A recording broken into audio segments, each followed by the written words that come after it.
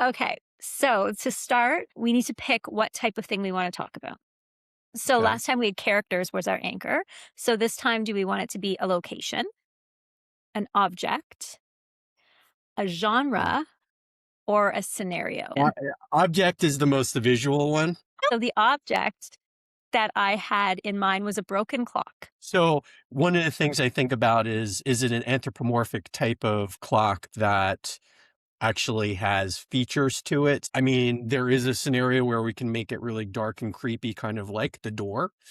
So there is that possibility too. I'm open to either one. Yeah, I mean, I think the thing with the broken clock is it truly can live in any scenario. There's so many ways we could play it. The two directions that probably make the most sense is either very creepy or very silly. I'm thinking about the shape of it, and I don't really have an actual idea of when this clock was created, but it is starting to come out as I'm drawing it. So it's obviously not like a modern day clock that has like a Mhm. digital. It's more could be a little bit um, something from like 1700s or 1800s or older. Yeah, I feel like clocks have so much history to them, right? And especially when you get Mhm. like the old ones that used to be wound and nobody bothered to wind this one and it eventually broke down. And then it becomes this anchor in this location.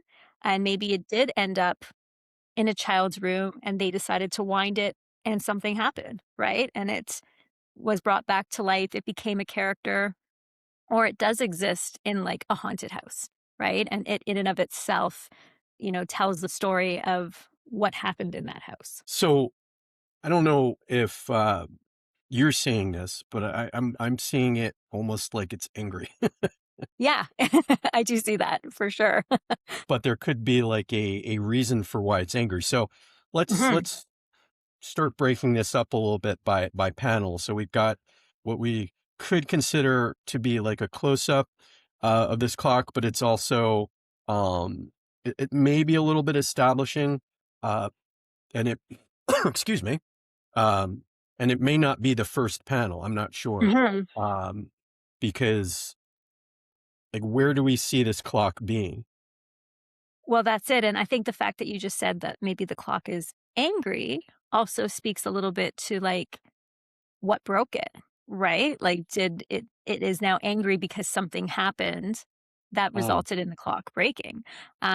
So is it, like, on a mantle? Is it, thrown in a closet somewhere to be found later? I think that it being there's something interesting about a broken clock being on display, right? Like, why is it still there? I'm now thinking, could it be in like a pawn shop or something, or some kind of Mm, um, I like place that. where all of these old objects are sadly uh, stowed away somewhere, maybe in the corner. So maybe there's like some cobwebs here. Like, maybe it's something that it was in an old house, it has a backstory, and it gets purchased by somebody else who brings it into their home, not realizing what they're bringing with them, right? Like, it's almost like a kind of a talisman object. Hmm. Yeah, there's a lot of potential for it for sure. Mhm. Uh, Is it stowed away out of reach, or and this first? So I'm thinking this is going to be more the establishing shot, this first panel here, and I'm actually going to, as I can, make a different layer of it. If you were to be doing this at home drawing, you could always take pieces of paper and like rip them up and Mhm. then arrange them around so that, let's say you start drawing the bigger, the close up of the clock, and then cut that out, and then draw the more establishing shot and cut that out of the paper, and therefore you have the ability to rearrange it however you see fit. That's a great idea because, yeah, sometimes things seem to make sense in one order, but don't, and if you're not working digitally, you're a little more stuck in the beginning. Just like one of those like wig stands or something. In the back of an old shop is such an interesting place because it especially like the cobwebs on it, it implies it's got a history. It's been stuck there for a long time that maybe nobody even remembers what the history actually is of it. but somebody decides to purchase it, and then what happens, right? Like, do they fix it? Do bad things follow them home? Like, there's so much that could come from this clock. So we've got this establishing, we've got this close up.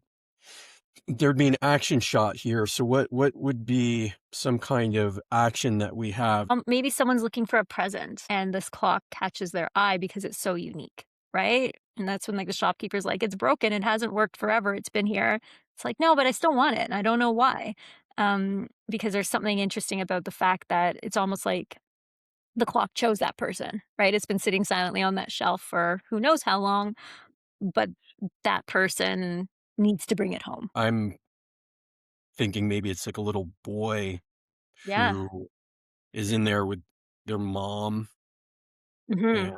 and they notice, You have the mom being like, "Why do you want that?" Right? And it's yeah, like, "No, that's the present I wanna get for dad or grandpa or something like that, somebody special to this little boy," and mom's just kinda like, "Fine, it's your money, you wanted to buy them something."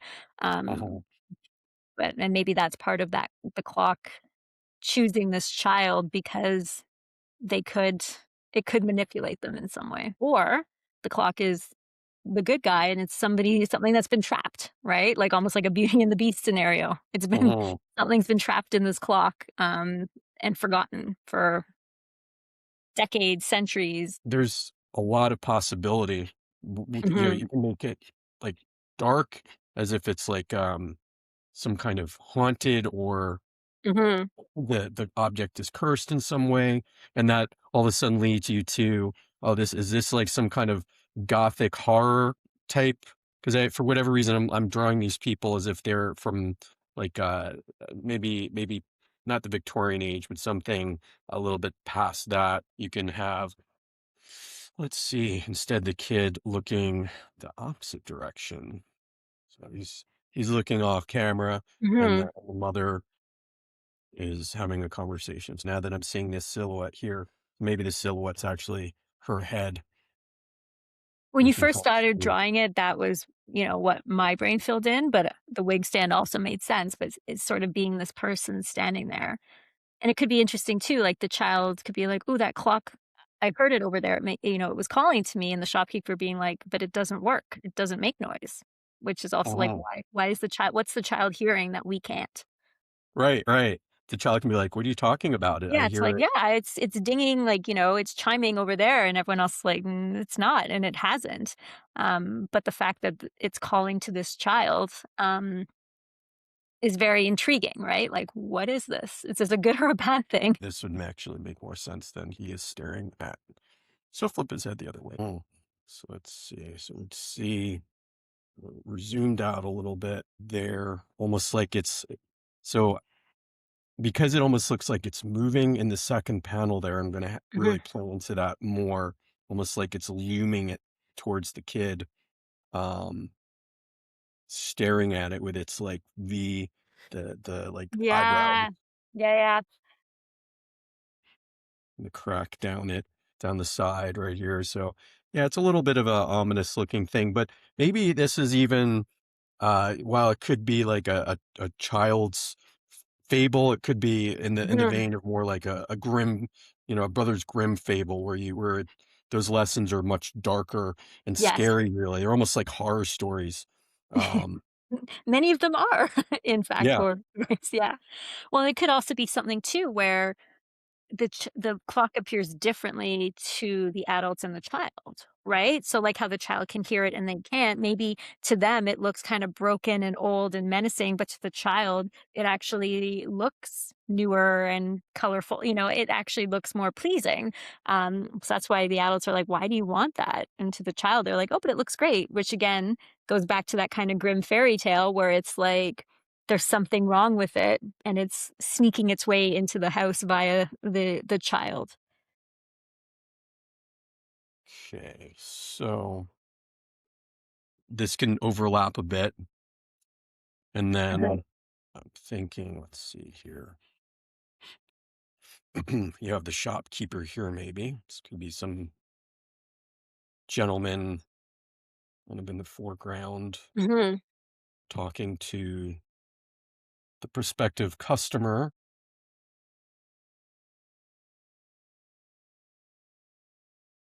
So right now, I'm also generally, when I'm doing something like this, where these are very quick and kind of loosely drawn, I would do these much smaller, and I would call them thumbnails, and you can see that a little bit more when you watch our The Door series, where we've Mhm. created a comic book from scratch, right before your eyes. And this being like a singular kind of story, I just decided to make it a little bit bigger. I would probably have it more like this size so that I can't really get too into the detail with it. But just because it's easier for you to see, I'm zooming in a little bit. And I think I'm probably going to, if I were to call this something similar, or do a similar thing traditionally, I would trace on top of this to get a better uh, drawing, or more a well-rounded drawing. I shouldn't say better, but a more well-rounded drawing, right? Yeah, it's already giving quite a vibe, right? Just from what you've created here. It's definitely telling a story, especially the fact that adults seem completely unsure of why this child is drawn to this clock, where the child kind of has a look like, "What do you mean?" It's great. Which I think goes to speak to a somewhat there is something about that clock, right? Something inside of it that's sending out a message, and whether that's sinister or good, we can decide. Um, but I do think the fact that the adults see it one way and the kid kind of sees it another way and can hear it, um, that it's more to it than just being a broken clock. So I'm going to add another panel here. I'm thinking like let's see, I want the kid to be like very directly staring at the clock, Mm. almost as if it's staring right back at him. Maybe the kid's even like pointing at the clock. Yeah, 'cause it's almost like the conversation was like, "Which clock?" Like, there's, lots of clocks, and it's like, "That one." Like, "Are you sure you don't want one of the good ones?" "No, I want that one." I mean, the one that hasn't been working for ever since I bought this shop 30 It's years been with the ago. shop. Yeah. "It's been here long as I've been here." It's like, "Yeah, I want that Oh, one." is this connecting a little bit to the door? Maybe that's what caused the door was this clock. Well, Maybe this is the 100 years ago backstory of the door.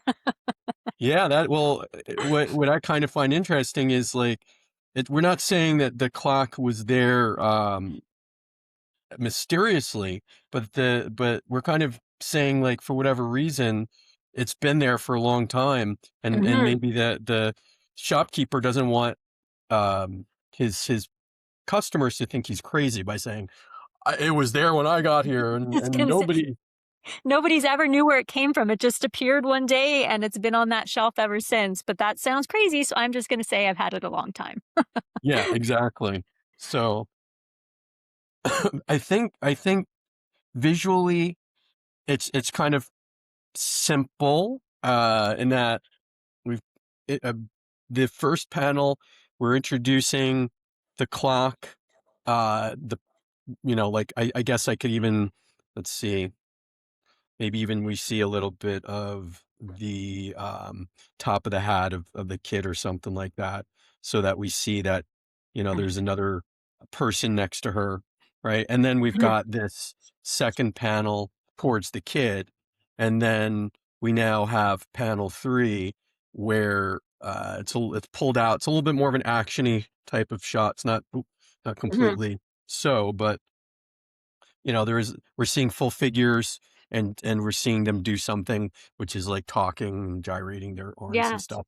Um, and then the fourth panel is a connection of all three of them, which is the kid is now pointing directly at the clock. So Yes. without having any idea of what's being said, hopefully you can get a visual story from it that explains what possibly could be happening. Oh, for sure, and I think too, like, just in the first panel, you don't necessarily know what we're highlighting, right? Because there's a bunch of things there. It's like it could be any of them, and then all of a sudden it's like, "Wait a second, that clock is there's something really off about it," And then we see it's kind of in the background, almost watching them. And then in the last one, the kid's like, that is what I want. Like, that's a great little visual story in a few panels that really take you from a complete, like, I don't even know what we're supposed to be focusing on, right to like, ding, that clock is speaking to this child in a weird way. Yeah. And from there, all different story scenarios can come out. Like, so Mhm. it could be a dark story, like a Grimm's fairy tale type story. It could be a little bit more innocent, don't Mhm. judge a book by its cover type scenario. It Yep. could be like the door where, we have, and I guess that is kind of, I don't know if that's so much of a Grimm's fairy tale, but it could be like this mysterious object has been here all these years, and for whatever reason, nobody knows like its origin, but they know that nobody wants to buy it, right?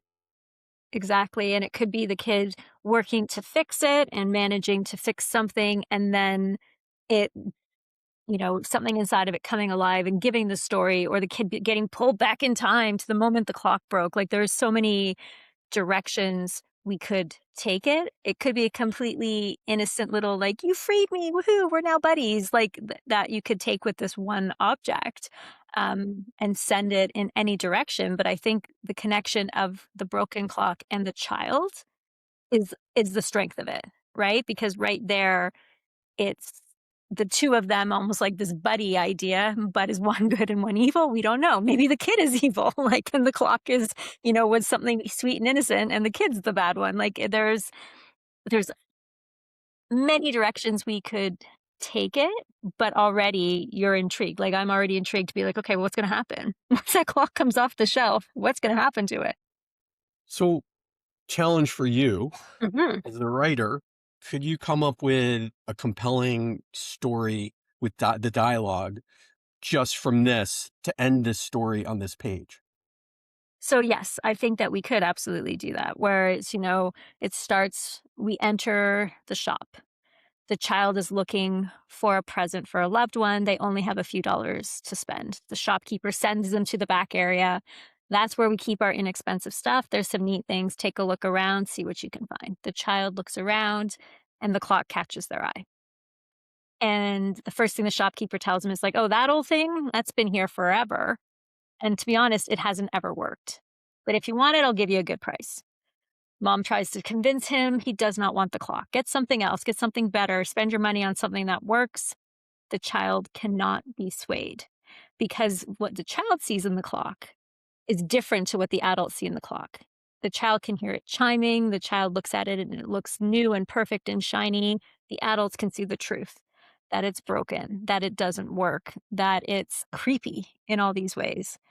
But the clock speaks to the child. And so when the child actually takes it home, they transfer the energy of the clock into their own home. So the clock stops working. It's never worked. It never will work. When it gets home, the child sees it for what it is, this broken thing. But now the energy that lived in that clock is in the house, and the child is stuck with it forever. Hmm. The end.